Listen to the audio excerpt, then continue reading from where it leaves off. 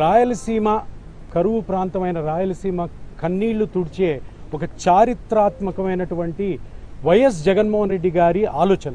YS Jaganmohan Reddy గారి ముందు చూపుతో రాయలసీమలో ఎక్కడెక్కడైతే కరువు ప్రాంతాలు ఉందో వాటన్నిటికి కూడాను సాగునీటిని తాగునీటిని అందించే ఒక అద్భుతమైనటువంటి ప్రాజెక్ట్ మీద మనం ఇక్కడ నిలబడడం. ఇదే రాయలసీమ ఎత్తిపోతల పథకం. దీంట్లో జరుగుతున్న ముఖ్యమైన కుట్ర ఏంటంటే 2020 మే 5న వైఎస్ జగన్మోహన్ రెడ్డి గారు ఇది ప్రారంభించారు. అది ప్రారంభించి ఎవరిని లెక్క చేయకుండా కంటిన్యూస్గా దీన్ని కట్టడం మొదలుపెట్టారు. కానీ ఈరోజు మొన్న అసెంబ్లీలో తెలంగాణ ముఖ్యమంత్రి ఒక మాట అన్నారు, దాని తర్వాత హరీష్ రావు గారు ఇంకొకరు అన్నారు.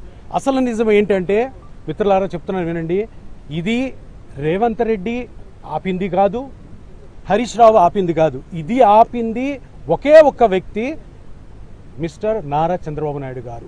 ఎందుకంటే ఆయనకి ఒకటి ముఖ్యమైన ఉద్దేశం ఏంటంటే ఆయన రాయలసీమలో పుట్టిన, రాయలసీమలో పెరిగిన, రాయలసీమలో చదువుకున్న రాయలసీమ ప్రజలంటే ఇష్టం లేదు, రాయలసీమ డెవలప్మెంట్ అవ్వాలని ఇష్టం లేదు. ఆయన 4 సార్లు ముఖ్యమంత్రిగా ఉన్నారు.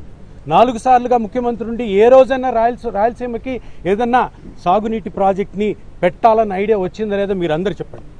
ఇప్పుడు వరకు ఇప్పుడు 4వ సంవత్సరం నాడు ఇప్పుడు జగన్మోహన్ రెడ్డి గారు 19 నుంచి 24లో ఈ చేపట్టిన ఈ రాయలసీమ ఎత్తిపోతల పథకాన్ని ఆపాలన్న ఉద్దేశంతోనే తెలంగాణలో ఒక అనామకుడితో నేషనల్ గ్రీన్ ట్రిబ్యునల్లో కేసు వేయించి ఆ కేసుని ఇప్పుడు ఆపిచ్చేసేసి దీన్ని ఆపించడం జరిగింది.